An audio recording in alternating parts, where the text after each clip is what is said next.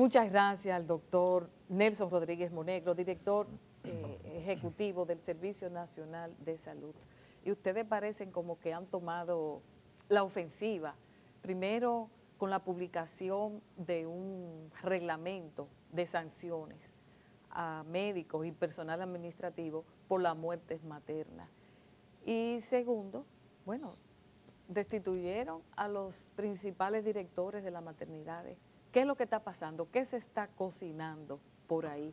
Aparte de todas estas visitas y anuncios del director de la UISOE, que tiene bajo su responsabilidad terminar los famosos hospitales que iniciaron. Bueno, realmente, buenos días y gracias por la invitación.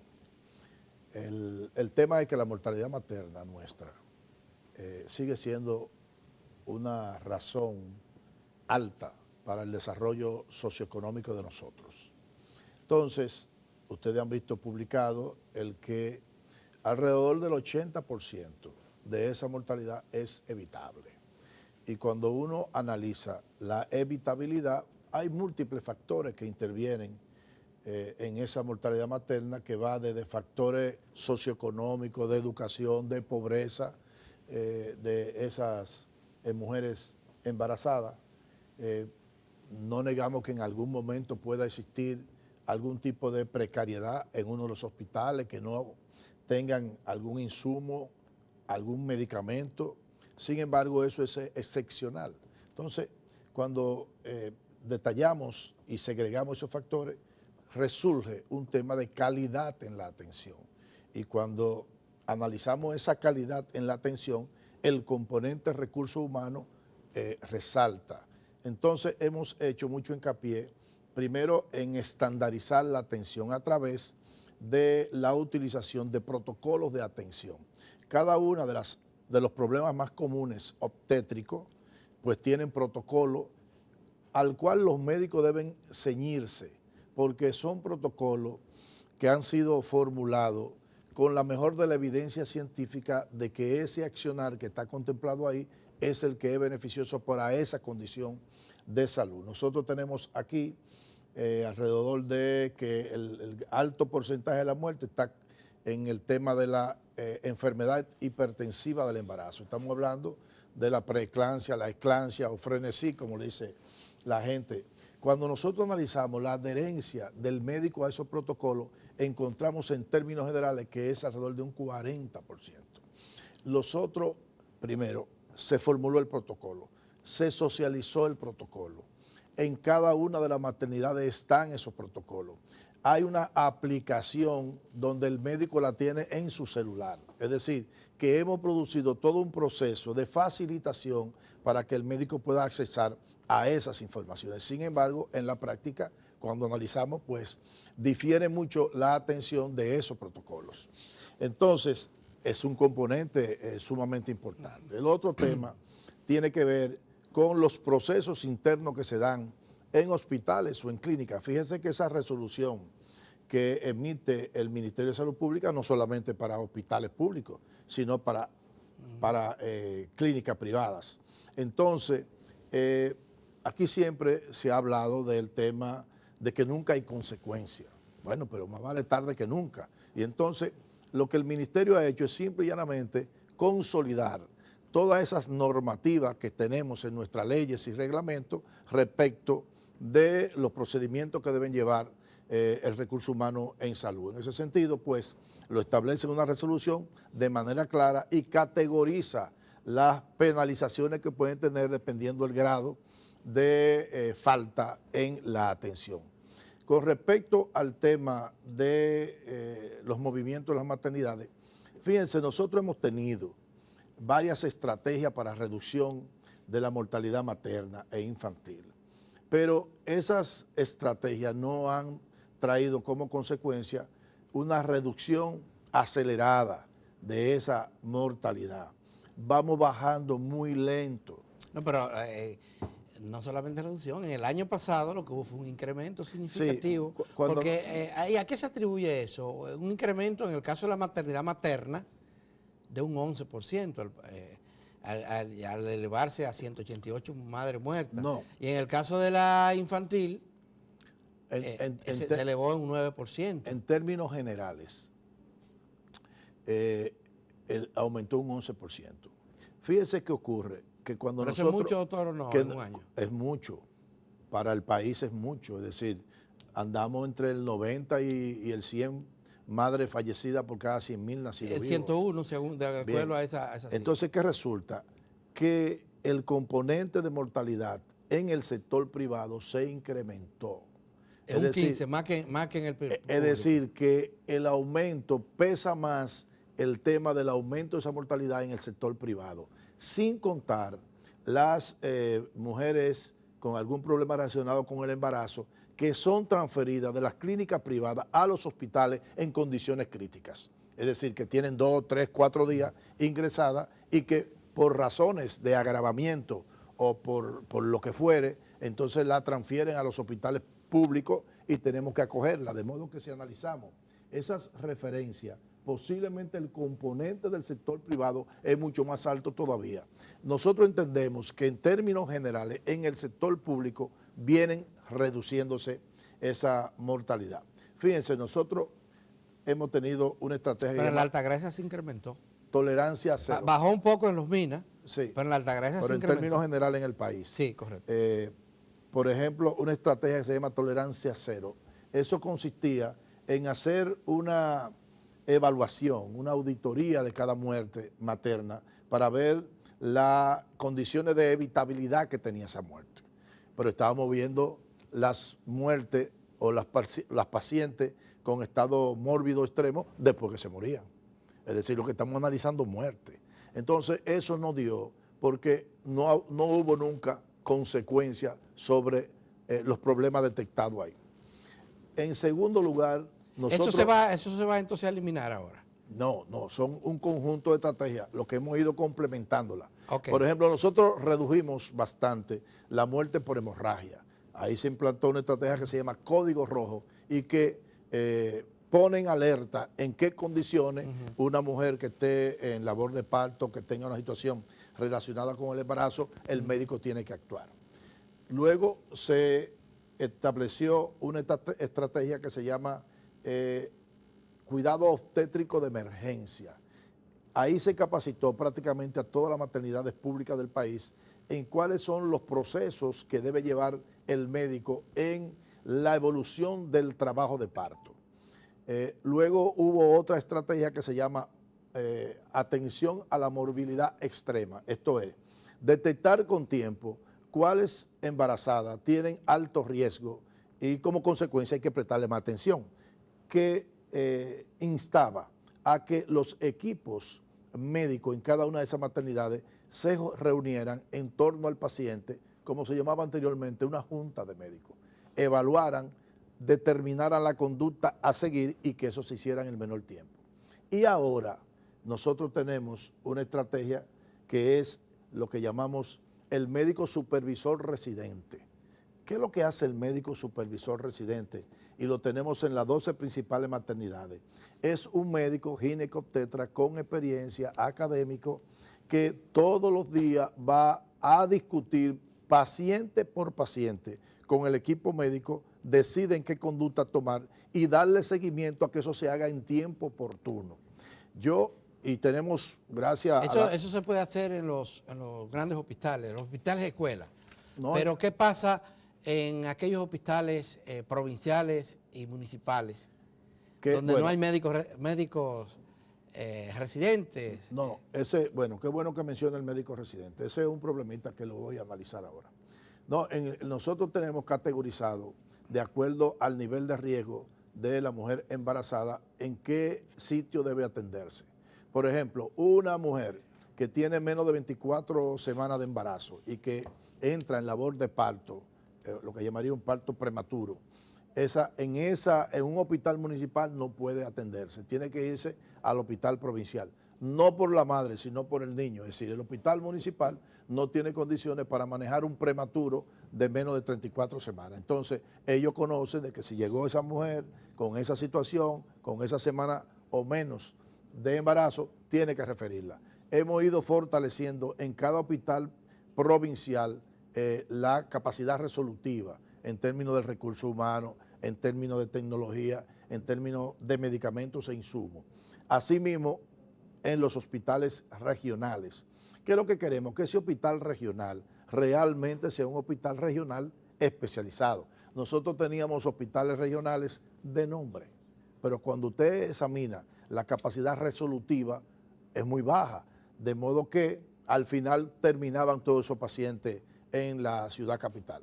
Fíjense que... Pero el tema, doctor, es que las condiciones en que están operando los hospitales, tanto regionales o municipales, son muy precarias en términos económicos, de capacidad para resolver problemas, inclusive hasta de personal humano. Pero el tema es fundamentalmente el proceso de remodelación, es decir...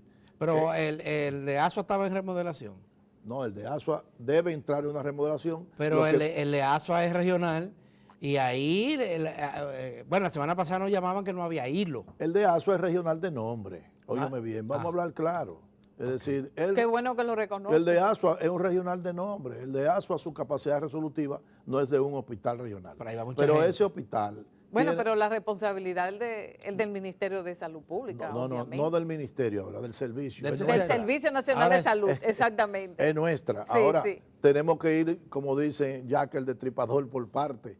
Nosotros no podemos meternos a remodelar ese hospital con la situación que tenemos con los famosos 56 hospitales. A propósito, ¿cuánto es que falta? Bueno, ya se han entregado alrededor de unos 14. Pero el tema, doctor, es la preocupación. Pero déjeme decirle, el hospital de Taiwán también tiene un problema. La mayoría del recurso humano que trabaja en el hospital Taiwán vive en la capital. Entonces, ese es otro problema. Hemos ido creando algunas condiciones de incentivo para que el especialista pueda trasladarse allá y quizás crear condiciones en esos municipios. ¿Como cuáles, por ejemplo? Monetarios, de facilidades también. Son de las cosas donde uno tiene que evaluar. Sí, porque los médicos no quieren, el especialista, es muy difícil, diría, ASUA está allí, pero Neiva. Bueno, ese es un tema. Barahona. Bueno, pero está bien. Por ejemplo, usted coge el hospital Jaime Mota de Barahona, el hospital Alejandro Cabral de San Juan.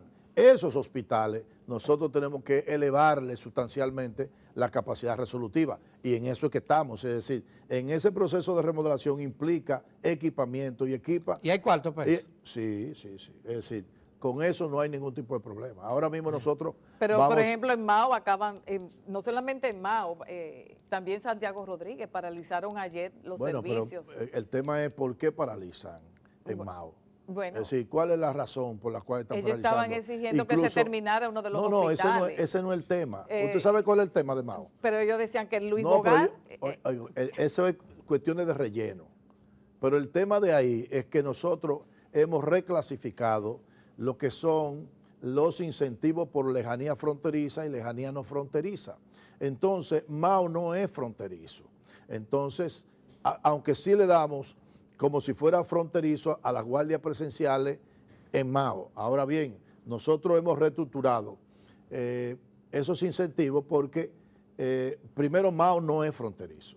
Aunque en Mao sí hay zonas lejanas no fronterizas. O sea, técnicamente no es fronterizo, pero Mao está lejos. No, entonces tendríamos que incluir también a zonas que no son de la frontera, pero que son tan lejanas. Por ejemplo, tendríamos que incluir a El Ceibo, a Tomayor, porque son lejanas también. Es decir, sí. Mao está de aquí a 2 horas y media.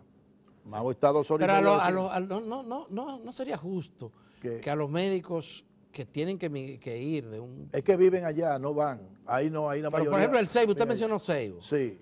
¿Hay médicos suficientes en Ceibo? Nosotros, sí, el hospital del Ceibo tiene médicos suficientes. ¿De allá mismo? De allá mismo, viven allá. Otros viven... Pero no es el caso de Mao. No es...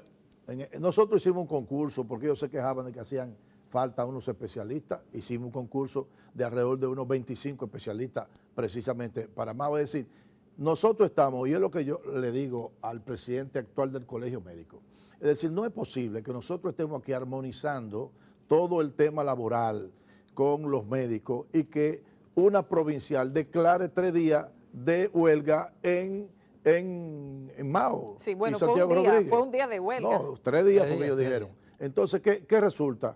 Digo yo, nosotros tenemos que negociar independientemente con ellos. Usted me lo dice si ellos son autónomos. Si son autónomos, entonces tendríamos que ir allá a negociar con ellos. Pero cuando uno evalúa cuál es el tema no tiene razón. Doctor, Es usted decir, hablaba de, y lo han dicho ya en varias ocasiones, hasta desde el Poder Ejecutivo, que se va a concluir la mayoría de los hospitales que están en proceso de reconstrucción. Hay algo que quisiera oír su opinión al respecto.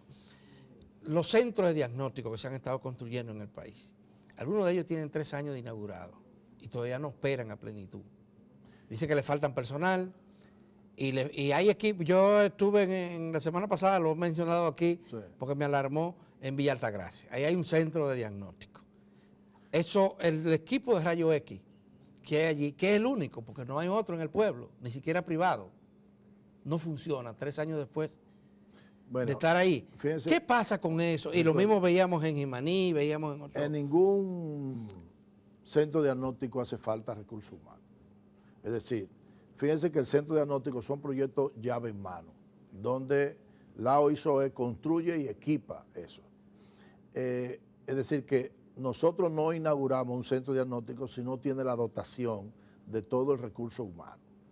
Eso por un lado. Por otro lado, sí existen algunas dificultades. Todos están operando, aunque, como usted señala, algunos no operan a plenitud. Correcto. ¿Por qué no operan a plenitud? Porque una cosa es, por ejemplo, colocar el equipo. Está equipado el centro, sí, pero ese equipo hay que instalarlo, ese equipo hay que calibrarlo y hay que capacitar a las personas que van a utilizar el equipo.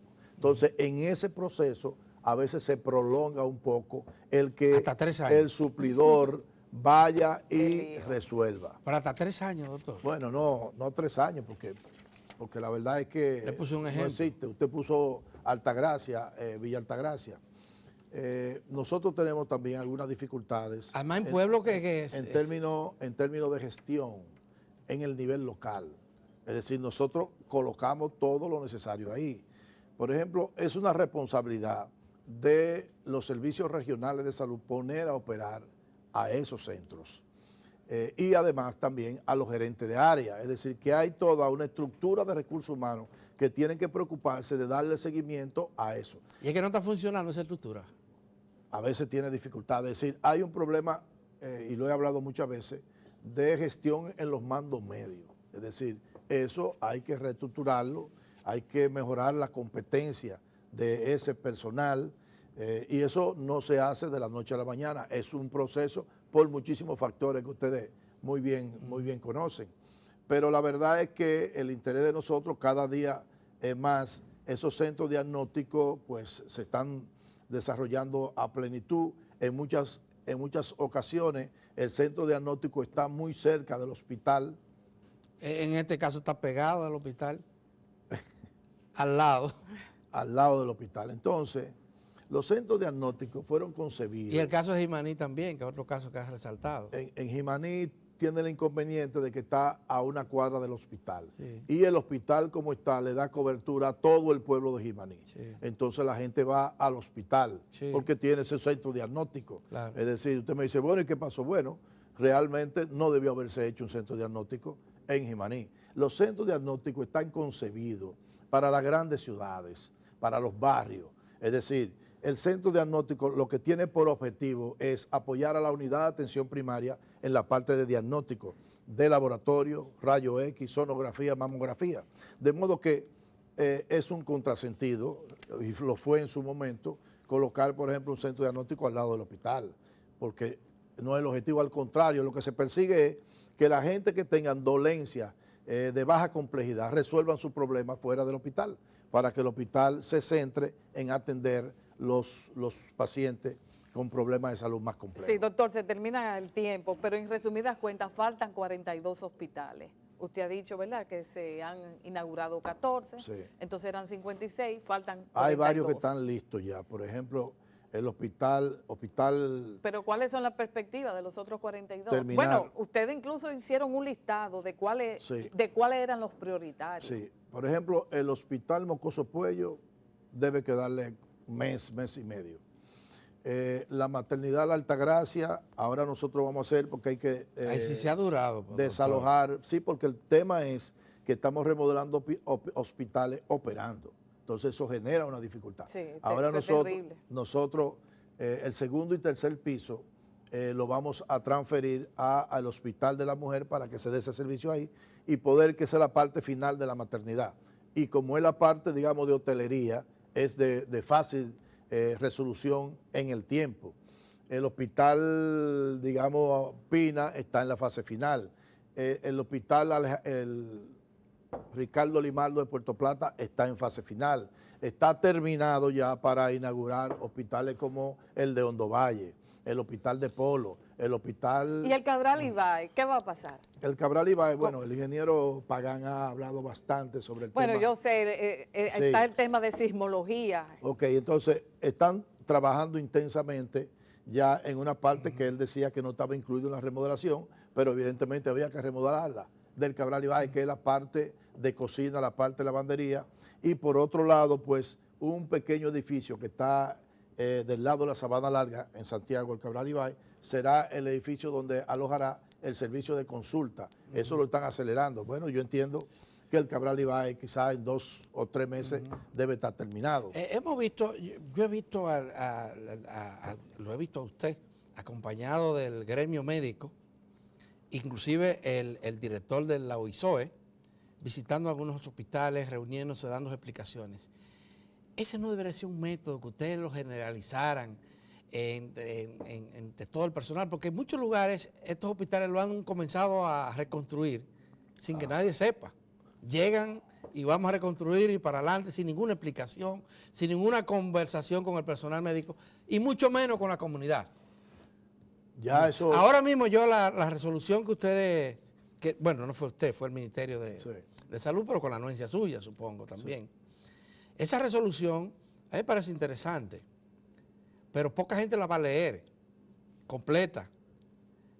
Y la va a entender si alguien no se le explica. O sea, la resolución de la muerte sí. Para prevenir. ¿Ustedes le explicaron eso, por materna. ejemplo, a estos grupos que han estado reclamando y que denunciaron por primera vez el tema del incremento de la mortalidad materna? Esa resolución, en lo que nosotros respecta, fíjense que no solamente para el sector público, pero en lo que nosotros respecta... Pero eso de la clínica privada, hay que leerla para uno entenderlo. Claro. Porque en principio no se veía.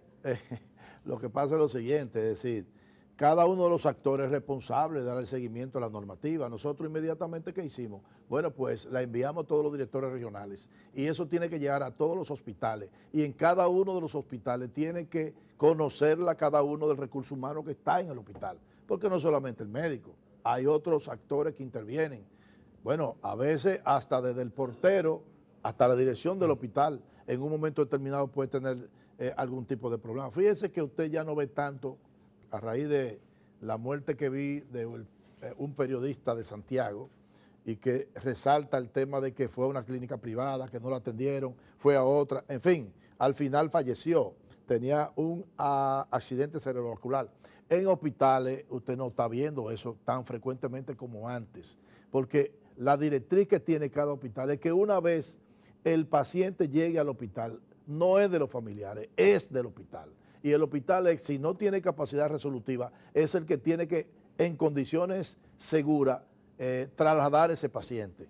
No es en la cola de un motor los familiares, no es en un vehículo. Entonces, en eso, sobre todo en la capital aquí, conjuntamente con el ministerio, se ha venido fortaleciendo todo el tema de la red de ambulancia que maneja a través de emergencia y desastre. Entonces el hospital se comunica con ellos, va a una ambulancia y se traslada a ese paciente en una ambulancia. Pero previamente tiene que haber una comunicación de ese hospital que va a enviar ese paciente a el hospital receptor para que tenga conocimiento de que ese paciente va. Sí. Cada día hemos ido mejorando mucho más. Sí, se terminó el tiempo, pero antes de que tú despidas, Alberto, los pensionados van a ser restituidos porque faltan enfermeras, faltan médicos. Sí, bueno, brevemente, que el doctor Iván Grullón está esperando, el rector de la UAS. Eso va progresivamente. Por ejemplo... ¿Se ha comenzado a nombrar nuevos? Ahora va a salir un concurso para médicos.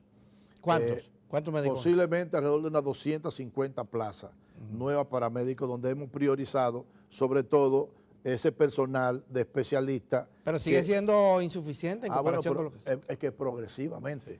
Es decir, siempre va a haber concursos. Nosotros tenemos, bueno, es una institución que maneja 60.000 empleados. No, es que 6.000 fueron pensionados. Hay una alta movilidad. En enfermería realmente hay una brecha importante. Hay un déficit. Un déficit importante. Entonces también estamos priorizando y reforzando, sobre todo hospitales, como los hospitales del seguro, vamos a entrarlo a reforzar ahora con enfermeras, pero también bionalistas, en fin. Es decir, estamos en ese proceso, pero es algo que se va a dar paulatinamente y progresivamente. Bueno, ojalá parezca cuarto para todo eso, doctor, porque la verdad es que económica. La gente está reclamando que se acelere un poquito. Muchísimas gracias, doctor Nelson. Gracias a ustedes. Sí, Rodríguez Monegro. Siempre muy amable, siempre atiende a nuestras invitaciones y nosotros realmente nos sentimos contentos con eso porque eso es parte de la responsabilidad nuestra y de ustedes, gracias de hablar con la población. Muchísimas gracias por habernos Muchísimas gracias y disfrute de su cafecito Santo Domingo.